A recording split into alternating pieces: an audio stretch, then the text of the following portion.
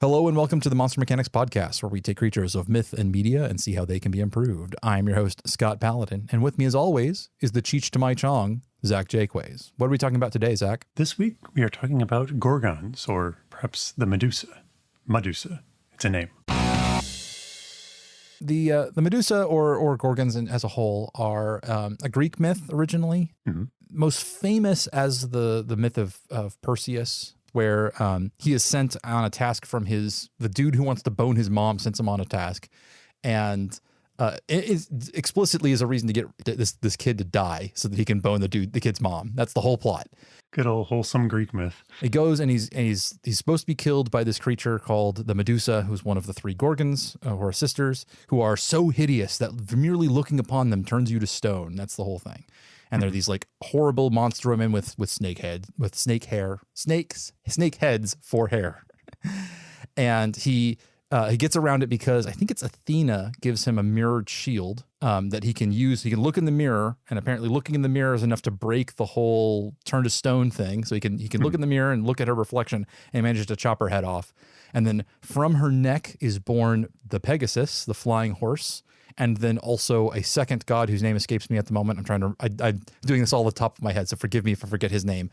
No, it's fine. I'd completely forgotten about this. Yeah, there's a second one.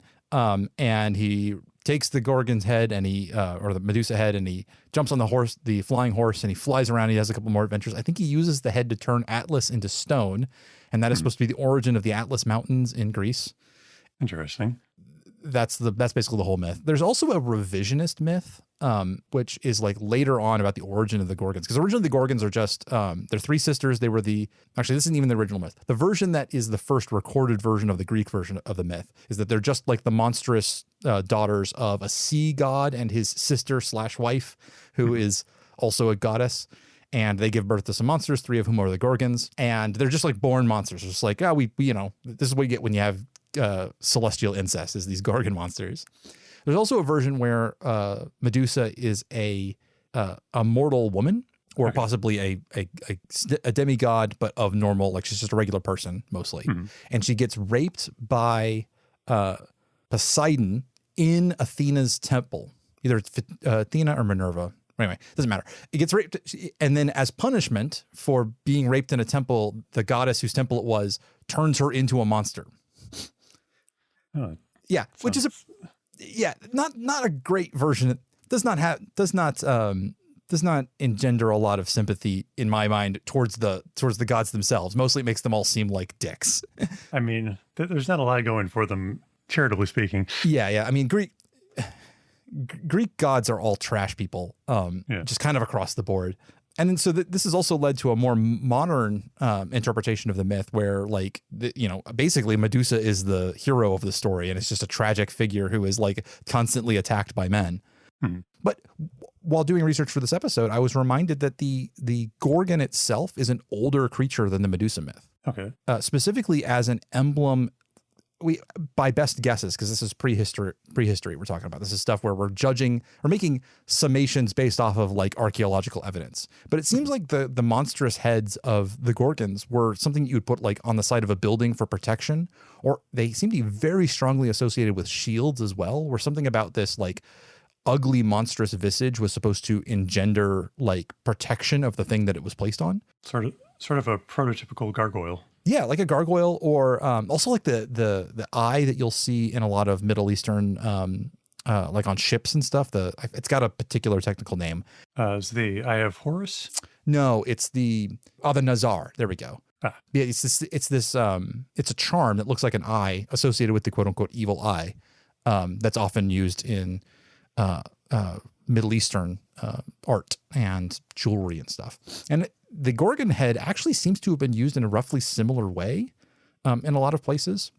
Joseph Campbell, and some of you who are roughly familiar with anthropology, when I say the word Joseph Campbell, are either going to have your ears perk up or are going to get a slight cringe on your face, because he's a dude he's known to make, he makes some statements off of very little evidence sometimes, is maybe the way to put it. But he actually had proposed a theory, which was that the whole Perseus myth about going in and beheading a gorgon is a sort of an interpretation, a metaphorical retelling of an invasion of a foreign country where priestesses who used to wear gorgon face masks were one of the primary religious figures. And this is the conquering country talking about how they went in and beheaded all of the priests basically by taking off their gorgon masks and forcing them to give up their religion.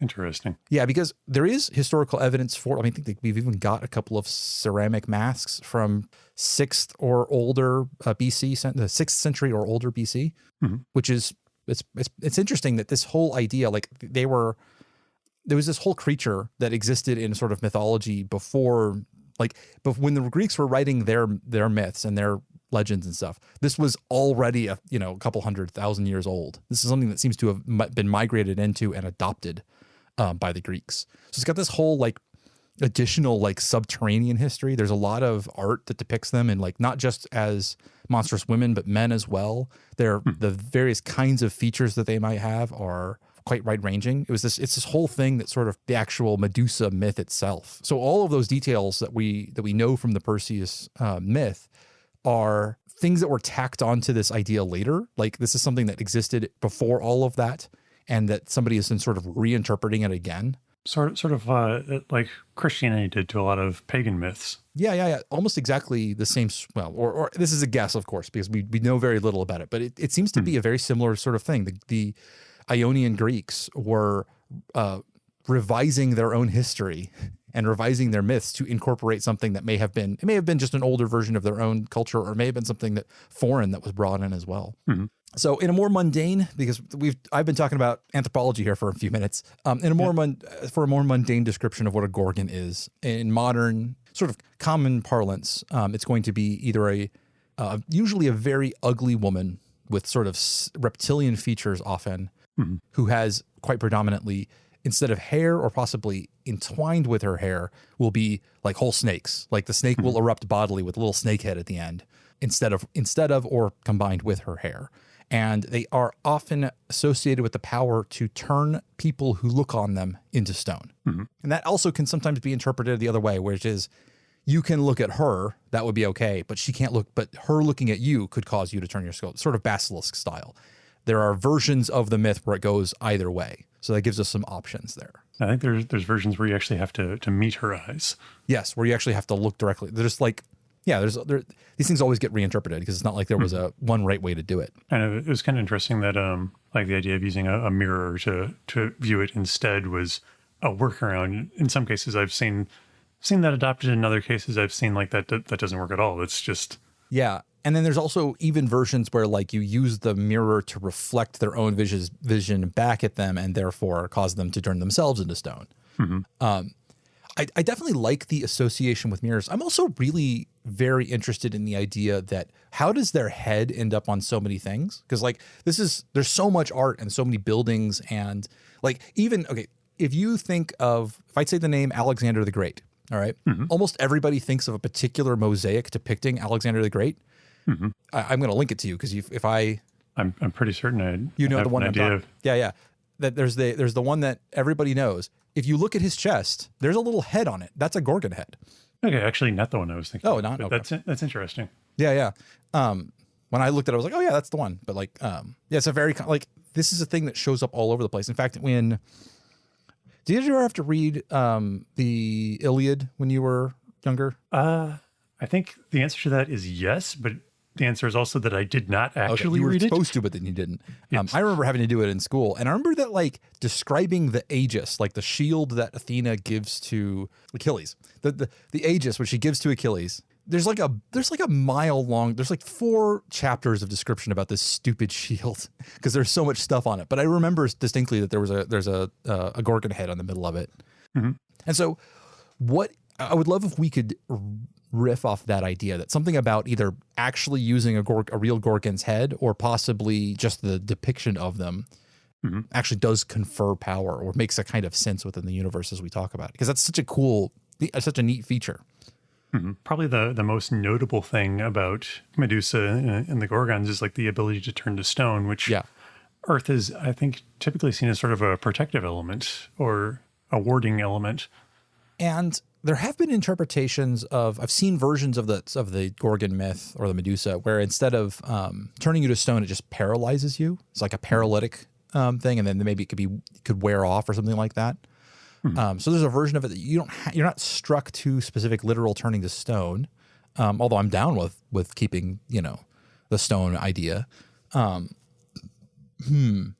Is there a way to, like, knowing that this is her one confirmed power, is like the ability to turn people into stone. That's like the iconic thing. Is there a way to extrapolate out from that one power to say that that is one use of a greater power that she has? Interesting. Or that the Gorgon has? Like, is it that she can turn people into stone? Is that one, like, that's her most offensive use of her power?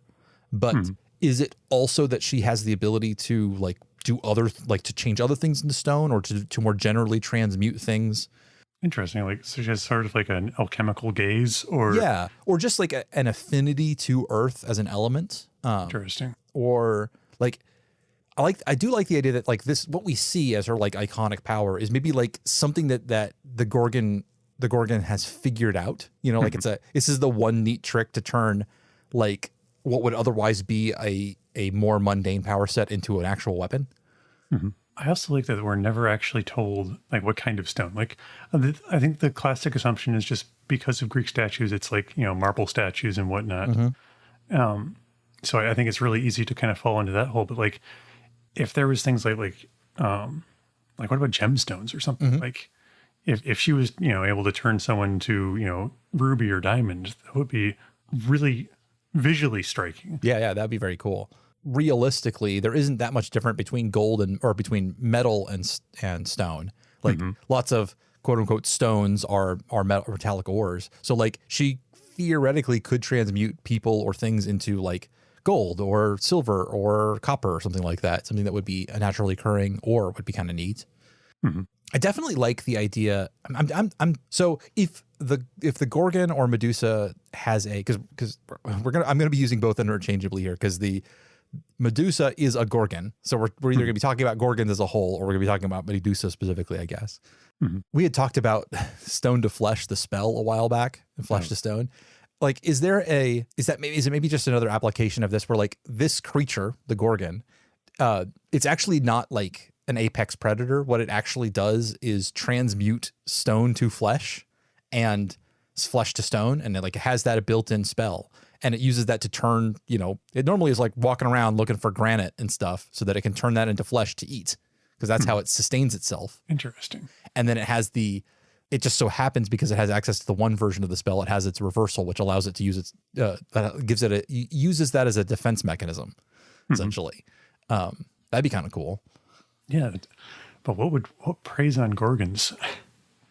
Humans. I mean, like, basically, right? True. Like, or, I mean, if we're talking about Greek myth, I mean, like, hydras and big old lions and there's all kinds of monsters running around in the mythical age, right? So, like, there's something bigger.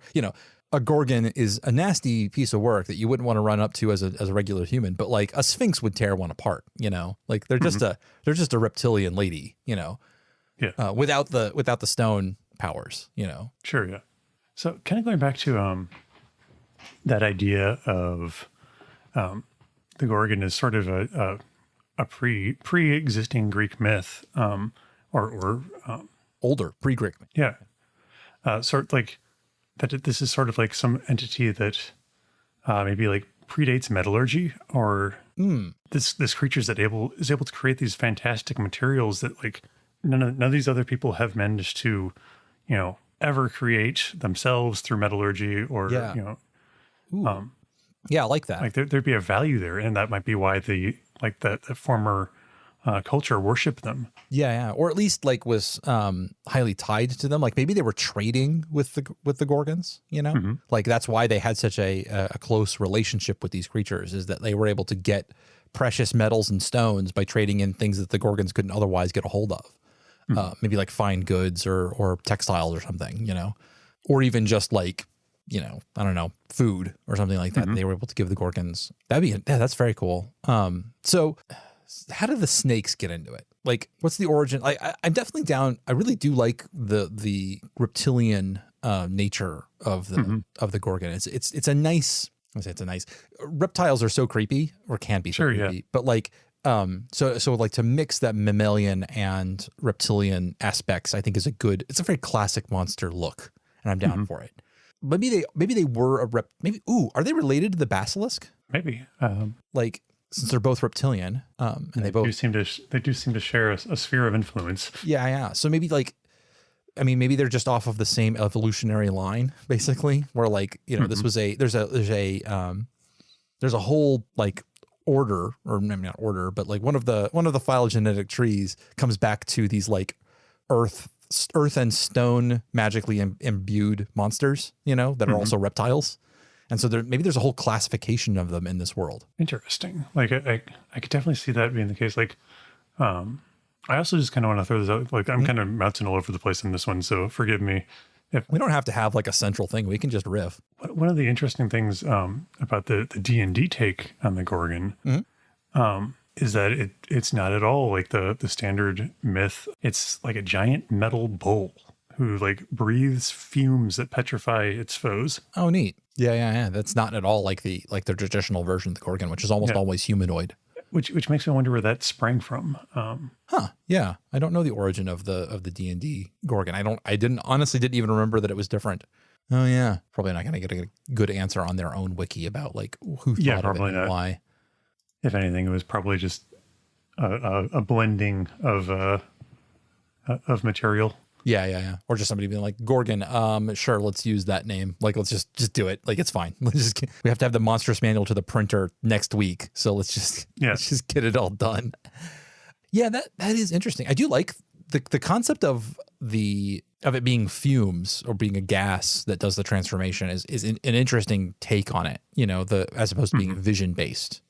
Although maybe if we treat the turning things to stone power as one that is not like controlled or activated, but like a passive ability that like happens all of the time, and especially if it is any creature that looks at the Gorgon, then the Gorgon's going to have a lot of trouble like interacting with the world without turning lots and lots of things to stone. Like a Gorgon goes for a walk in the woods and like 100 birds and a couple of foxes and a deer all get turned to stone.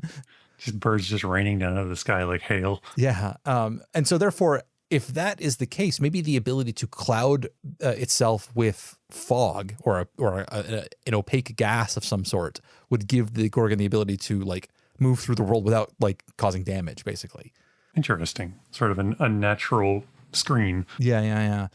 I'm thinking the idea that maybe the metal bull version of the Gorgon is a member of this like family, right? Like we've got this group of creatures, these reptilian like creatures. So the basilisk, the Gorgon, the D&D Gorgon, the bull Gorgon bull has kind of a phrase to it. Yeah. As like these magical creatures that have some strong connection to stone and earth, and they interact with it in different ways, In fact, if we're just digging straight into D&D, then maybe the Beulah is part of that as well. It's the land shark one. Yeah, the burrowing. Yeah. With the ability to like move through solid stone now, like I want to call your attention to another D&D monster, the Zorn.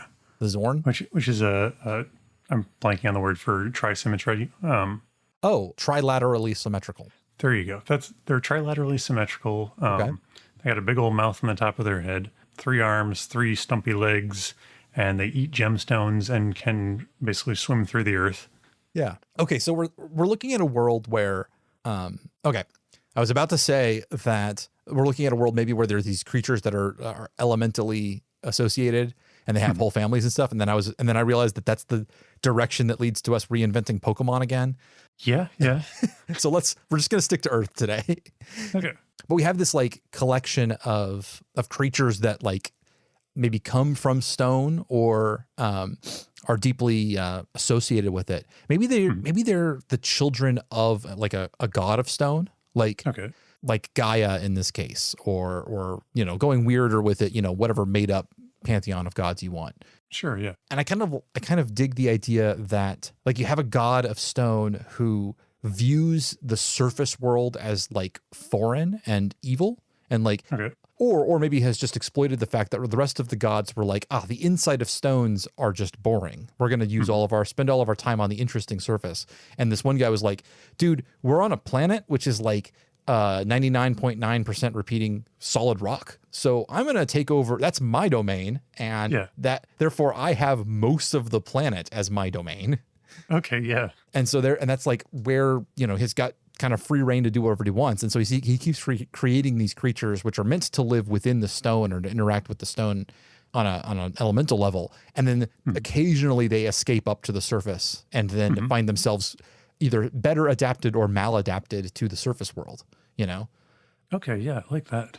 Because like as sucky as it would be to be a kind of person who nobody can look at you without turning to stone, if you spend all of your life in tunnels, like you don't spend a lot of time in everybody's line of sight, like that's a much more controllable problem. If you're spending all of your time in tunnels that are being dug by other creatures.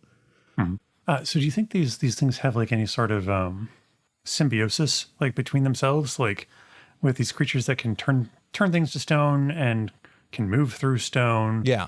Functionally, like, do they have any sort of symbiotic balance between them? Like, are the Medusas sort of like a constructor class of creature? So what I'm thinking is maybe not that it's a symbiotic relationship, but that what we're seeing are small parts of an entire ecosystem. The Gorgon may be, like it does its own little thing, and it has a relationship that it shares with, the Boule, because maybe it travels in the tunnels that Boule creates or something like that. But that one feeds on the other. Maybe the Gorgons are often heading after these other creatures to turn them from stone into flesh, and then eat them. But that like there isn't like there's the same sort of complex intertwinedness as the entirety of a forest would be for us, in the sense that like they are symbiotic in the sense that like a forest is symbiotic with each other, because the animals eat the plants, but then also die to fertilize the ground, and the fungi break down the fallen trees, but that also leaves additional room for more trees to grow. Like it's this whole like everything's all working together to form this sort of intricate balance. So I want to kind of bring up an idea that I had, like with these creatures living inside of stone. Like, what's their architecture like? Like, is it like, if they're building like these solid, like completely solid, like structures, and they are able to inhabit that space. Yeah. Like, how are they like, like if that's just like as simple as moving around in air to us. Yeah.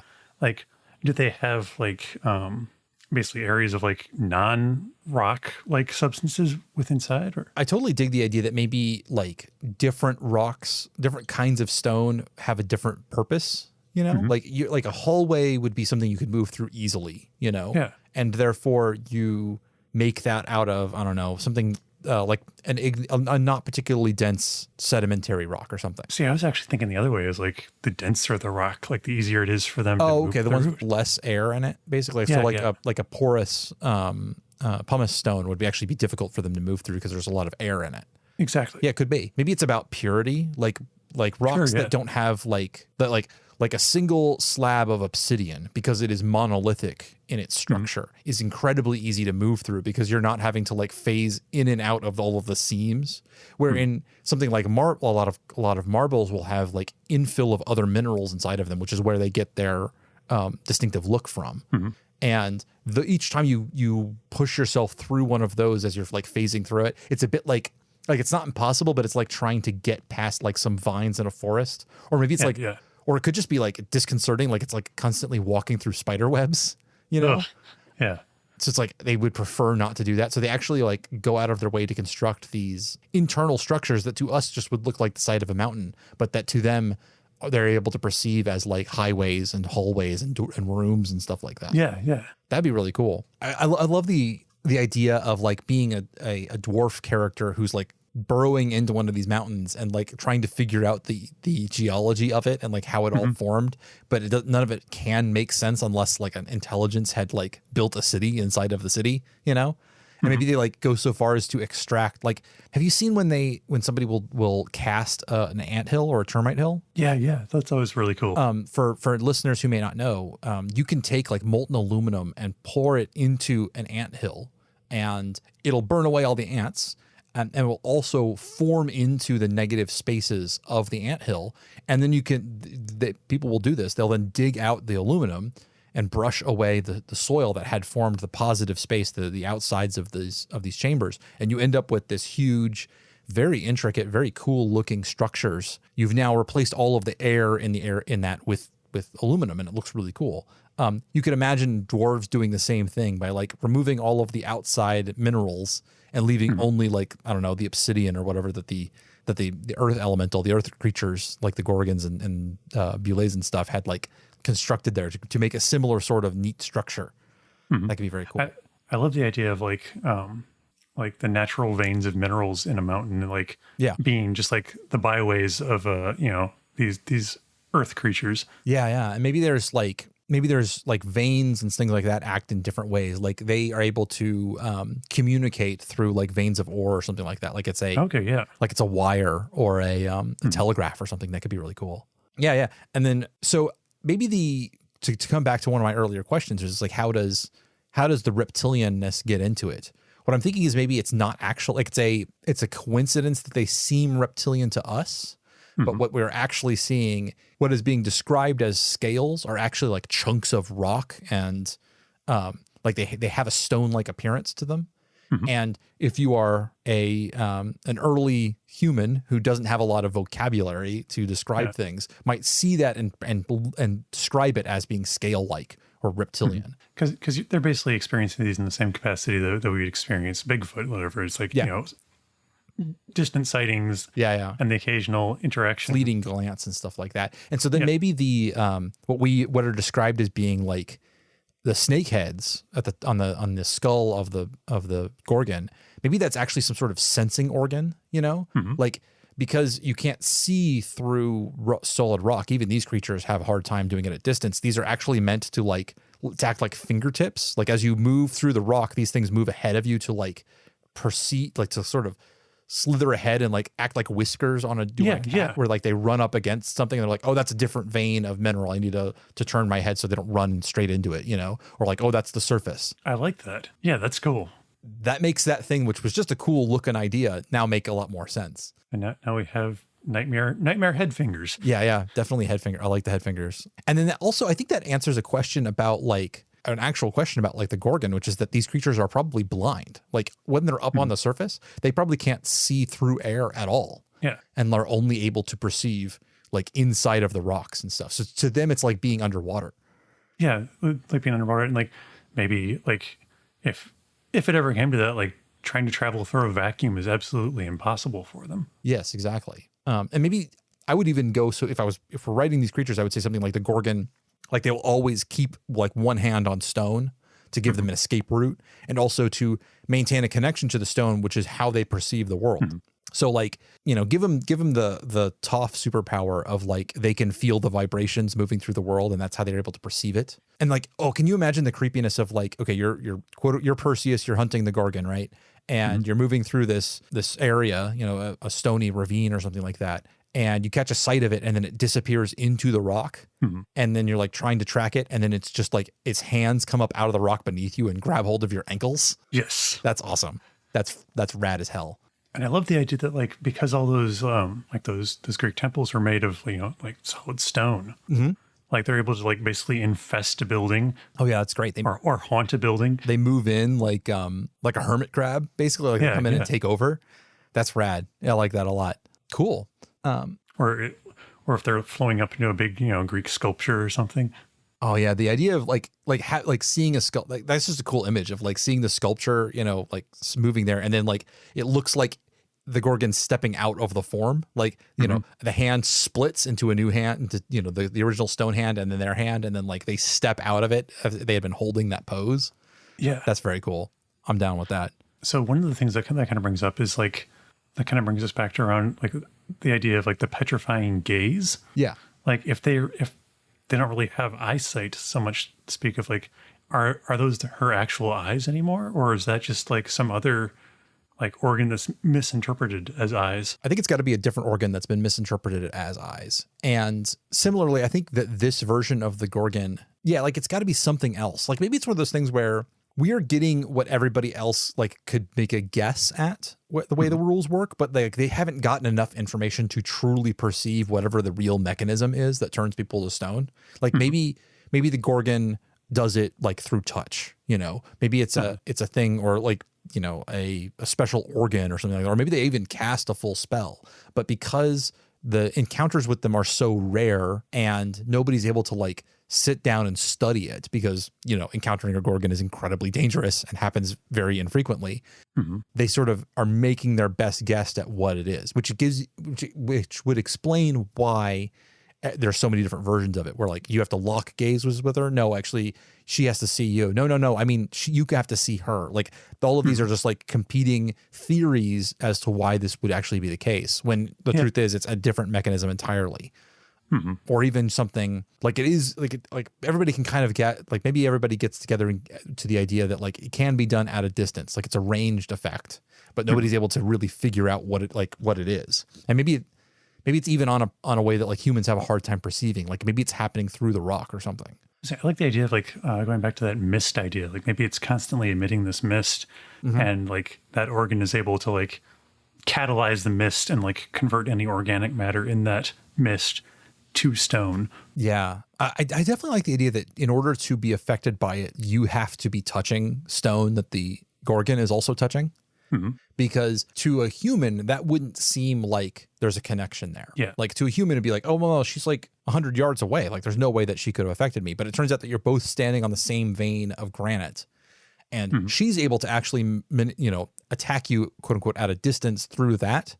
But to you, it seems like it's really far away. But to her, it's like, well, we're touching the same object. I can send the spell through there, the magic through there. Yeah, why wouldn't I be able to do this to you? So it seems self-evident to somebody who perceives the world through stone. But to the humans, it's like, well, no, like that was at a distance. It had to be vision-based because that's the way we think. I like that. Yeah. All right, cool. Well, that's some interesting thoughts about the Gorgon. I don't think we landed on a fairly concrete, like single version, but we had a lot of branches and stuff. There's some good content in there. Yeah. We had to chase that one around a bit. Yeah. Well, that's fine. Like this is all about riffing, and like the idea is hopefully people could like hear some offhanded thing that we say and then they can run with it. They're free to do that. Absolutely. You want to answer a couple of more listener questions? Yeah, let's do it. All right. We're going to do less this time because I forgot to ask again. Luckily we still had some leftovers from the previous time. So a friend of the show, Richard Kreutz Landry, at R Kreutz Landry. What's dragon poo like? Well, I think there's two ways you can approach this. There's the traditional way, which is that dragon poo has to be based off of what the dragon eats, right? Like, the consistency of your poo is basically, based on the input, right? Yeah. And I think most people can agree that dragons are carnivorous. They're an apex predator. So it's got to be what's a lion's poos look like? What's an alligator poo look like? It's going to be, I think, fairly, let's see, like they're going to be kind of hard and dry, if I remember correctly. I feel it's like owl pellets. Well, that's not a poo, though. They vomit that up. Oh, they regurgitate that? Yeah. That's the stuff they can't digest, and therefore it builds up in their stomach, so then they vomit it out. Alligator poo, which apparently is available on a lot of stock photo sites, according to this Google image search, which is information that I didn't need to know. It's very dry and sandy and white, apparently. So we could guess it like that. The other version of it is, though, that at least D&D dragons are highly elemental. And so you would have to imagine that dragon poo would have some sort of, inherited is the wrong word maybe, but like it would have some sort of elemental connection to whatever dragon it is that is making the poo, right? Sure, yeah. So like, are you thinking like charcoal briquettes, or are you thinking like charcoal briquettes for red dragons is really good, actually. I was kind of thinking about black dragons and like the noxious, poisonous goop that would come out of there. Hate it when you take those electric Yeah, and then you've got the metallic dragons, who I guess like they poop the metal, I guess, maybe. Although you'd think they would be able to ingest the metal, so maybe it would be all the other stuff that comes out at that point. Yeah, maybe. I'm not sure about that one. Charcoal briquettes for red dragons is really good, though. Okay, so there's a couple of answers to that. I'm not sure that anything is really definitive there, but either of those are pretty good. So from KJ at Lunar Burritum, In a world, how much deviation is there in the human reception of monsters, e.g. worshippers versus hunters versus apathy? And would that vary due to geographical differences in which monsters are aware and their personal passiveness versus hostility? That is an excellent question. The answer is that the world is always weirder than you think it should be. Like, there's never going to be a single answer to every, like, when humans are involved, with large numbers of humans are involved, there's always going to be a wide variation in how people react to something. And so any monster that shows up in one area, I'm almost certain that, like, if it showed up in France, they'd hate it. And then it shows up in Germany and it's their mascot and they love it. And, like, they put it on all of their coins and stuff. Like, just look at the way that bears are perceived. Like, from culture to culture, bears are universally, respected and feared. But then also some people treat them like mascots and say that, like, the bears are her friends, and they draw them with big fluffy heads and, like, want to hug on them and stuff. And then other people perceive them as huge monsters that are essentially devils, like, to the point where they're so scared of saying the word bear that they invent a whole new word. Actually, it's not the word bear. The original Indo-European word for bear has been lost to history because too many cultures started to use euphemisms for it, calling it the brown one, which is where the word bear comes from. It just means brown. Oh, that's one of my favorite facts. You can imagine that, especially with any kind of, like I said, anytime there's going to be multiple humans involved with something, the reactions are going to be very different. I think that's one of the cornerstones of just like world building, is to just always remember that there's multiple takes to and opinions from your people. Like, there's no monolithic culture unless you're just being incredibly reductivist and frankly just lazy, right? Like, that's always that's the easiest sign of lazy storytelling, is when every world is a world of hats, right? Like, everybody is you come to a culture and everybody is exactly the same. Like, I feel like races like dwarves are typically fall under that. All too often, that's sort of just like, all dwarves like beer, all dwarves mine the earth, Yeah. And in fact, that's a really good that's a good launching off point for, like, the relationship that humans have with creatures is quite particular. Like, the fact that we adopt pets, it seems to be, that's not unique, but it is quite unusual in the animal kingdom. Like, our close symbiosis with so many other animals is, I mean, I don't know, there is no other creature on the planet which has as close a relationship with as many other species as we do, most closely with dogs, but also house cats and domestic cattle and pigs. And, like, there's all this list of animals that we've formed a close relationship, so much so that they have been molded to our way of life. And in a world like where you imagine that maybe dwarves and elves and orcs, maybe those all have separate origins. Maybe they were all created by different gods. You could actually imagine that, like, they don't view animals the same way at all. Like, that, like, they don't even have pets the same way we do. And, like, would look at humans and go, y'all are freaking weird. You let that dog lick your face? Oh my God. Like, it's a wild animal. I mean, to be fair, I know people like that. Yeah. People are like that. You can't imagine what a whole nother species might be if the difference between humans and orcs are actual species. And certainly humans have never showed up anywhere and not with local wildlife. Like, we are going to do something about it, and we will probably end up either driving it extinct on accident, sometimes on purpose, or we're going to adopt it and turn it into a domestic creature. Now, that being said, it should be reminded that, especially when you've got colonizers, they're going to be very disrespectful of the local wildlife, is maybe the right way to put it.